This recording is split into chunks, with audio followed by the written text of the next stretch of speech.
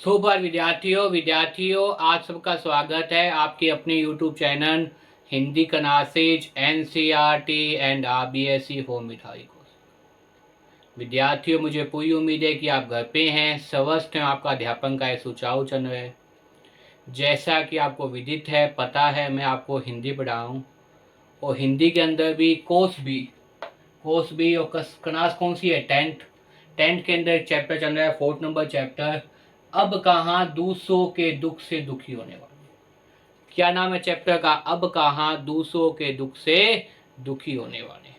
लिखने वाला कौन है? निशा फाजनी है। इस चैप्टर के अंदर वास्तव में बताया गया है कि किस प्रकार से जो है वो निंदा फाजनी ने ये बताया है कि लोग आजकल वर्तमान परिस्थितियों में ऐसे नहीं है जैसे पहले थे।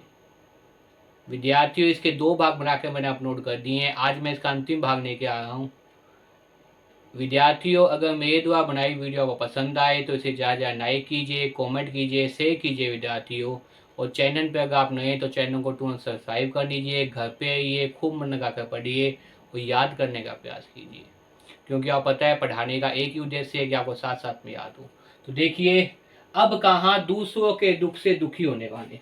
अब कहाँ दूसरों के दुख से दुखी होने वाले। लेखक ने क्या किया है? लेखक ने पाठकों को सोनेमान लेखक ने पाठकों को क्या भाई लेखक ने पाठकों को, पाठक का मतलब पढ़ने वाले, लेखक ने पाठकों को सोनेमान, अथवा हम इसे क्या कह सकते हैं, इसका दूसरा नाम भी परिचित है, सुनेमान। सोनेमान कह दीजिए, या क्या कह सकते हैं अपने,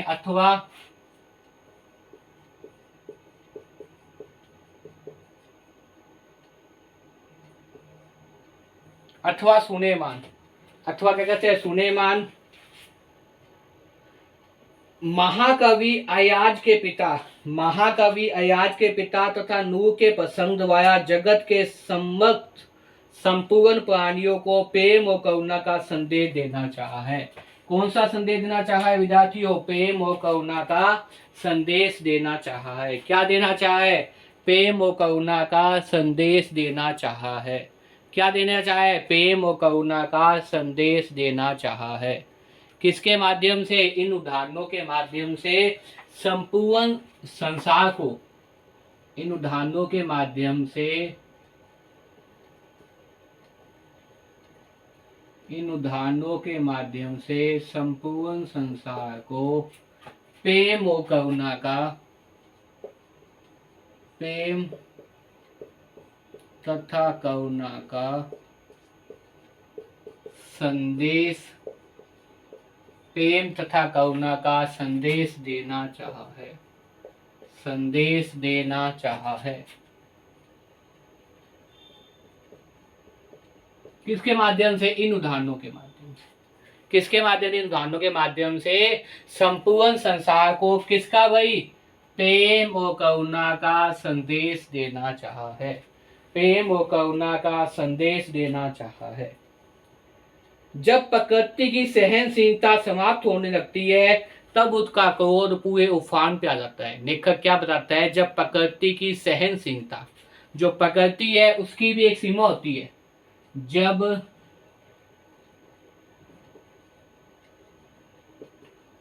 प्रकृति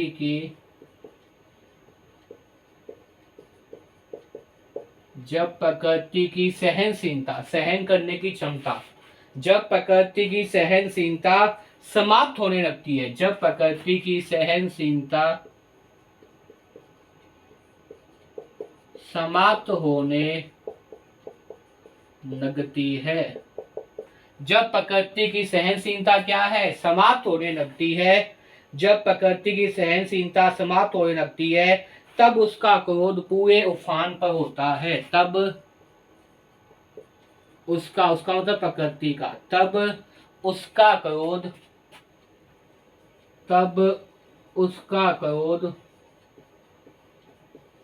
पूरे उफान पर, तब उसका क्रोध पूरे उफान पर होता है। तब उसका क्रोध पूरे उफान पर होता है और फिर उसका परिणाम प्रत्येक को भुगतना पड़ता है। और फिर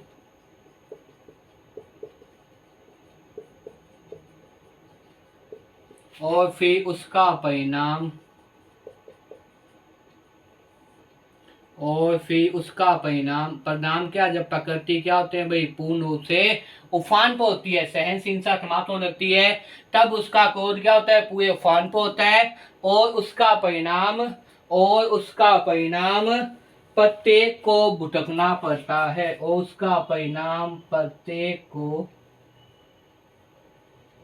और उसका परिणाम प्रत्येक को, और उसका परिणाम प्रत्येक को भुगतना पड़ता है। क्या करना पड़ता है, भुगतना पड़ता है। ये बात समझ में आई नहीं आई, ये बहुत ही महत्वपूर्ण बात है जो इस पाठ के अंदर बताई गई है। विद्यार्थियों क्या कह रहे हैं इस पाठ के अंदर, कि जब प्रकृति की सहनशीलता समाप्त होने लगती है, जब प्रकृति की सहनशीलता समाप्त होने लगती है, तब उसका क्रोध क्या है, पूरे उफान पर होता है, तब उसका क्रोध क्या होता है, पूरे उफान पर होता है। और फिर उसका परिणाम प्रत्येक को भुगतना पड़ता है। मतलब संसार के अंदर प्रत्येक व्यक्ति क्या है, उस समय उसके उफान को, उसके क्रोध को भुगतता है, भुगतान खामियाजा उठाना पड़ता है। देखिए, जब प्रकृति की क्या है, सहनशीलता समाप्त होने लगती है, जब प्रकृति की क्या भाई, सहनशीलता समाप्त होने लगती है, तब उसका क्रोध, क्रोध का मतलब किसका, प्रकृति का, उसका मतलब यहाँ पे क्या है, प्रकृति का, तब उसका मतलब प्रकृति का क्रोध क्या होता है, पूरे उफान पर होता है।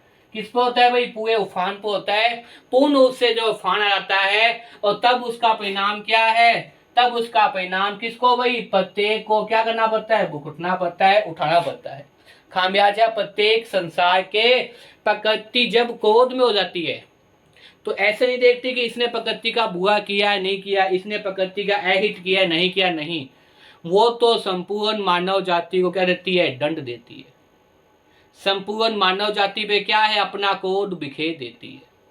इसलिए हमें ये क्या करना चाहिए कि प्रकृति के साथ, पाठक बता रहे हैं, लेखिका बता रही है कि पाठक क्या करना चाहिए, पढ़ने वाले पाठक को संदेश दे रही है कि प्रकृति के साथ तालमेल बना करना चाहिए, प्रकृति को विध्वंस करने के लिए निमंत्रण नहीं देना चाहिए।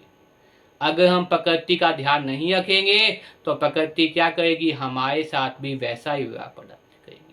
इसलिए लेखक क्या कह रहे हैं इस पाठ के अंदर, कि जब प्रकृति की सहनशीलता क्या है, समाप्त होने लगती है, जब प्रकृति की सहनशीलता क्या है, समाप्त होने लगती है, और तब उसका क्रोध क्या है, पूरे उफान पे होता है, तब उसका क्रोध क्या है, पूरे उफान पे होता है। और फिर उसका परिणाम क्या है, प्रत्येक को भुगतना पड़ता है। इस संसार में प्रत्येक व्यक्ति को उसका क्या करना पड़ता है, परिणाम भुगतना पड़ता है, दुखी होना पड़ता है।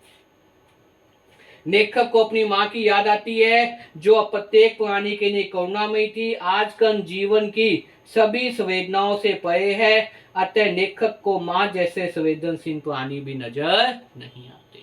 पाठ में क्या बताया गया है, लेखक को क्या आती है भाई, अपनी माँ याद आती है। लेखक को क्या याद आती है, लेखक को अपनी माँ याद आती है। किसको भाई, लेखक को, लेखक को अपनी माँ याद आती है, जो प्रत्येक प्राणी के लिए करुणा में थी। क्या थी भाई, करुणा में थी।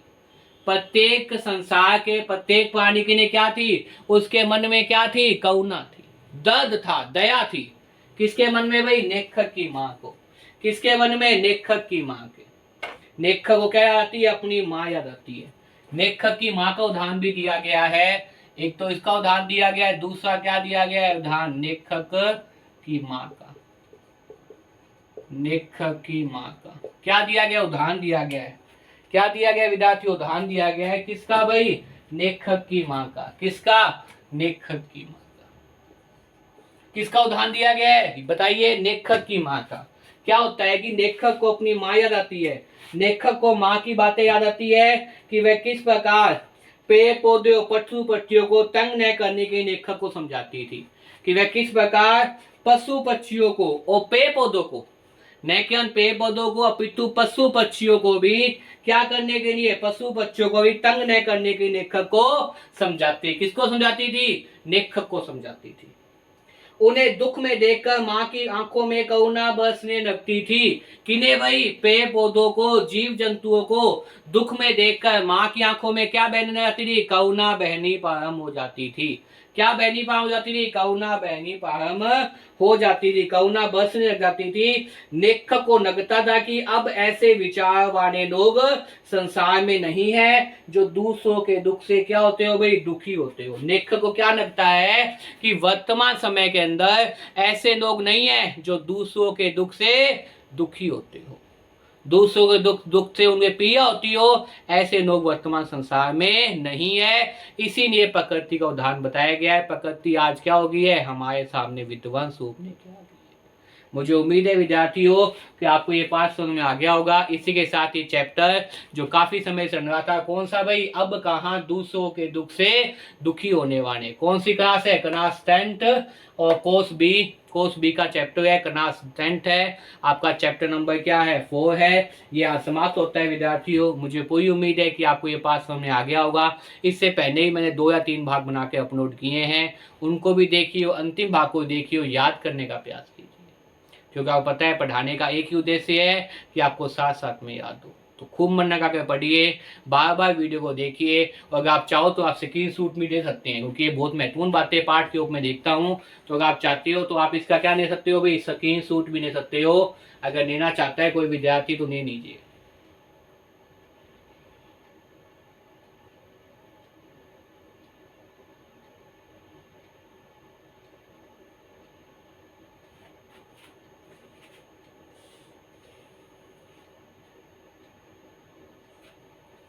इसी के साथ विद्यार्थियों चैप्टर खत्म होता है, चैप्टर नंबर 4। अब कहाँ दूसरों के दुख से दुखी होने वाले। आपका कोर्स भी क्लास 10 स्पष्ट के अंदर ये लगता है पाठ।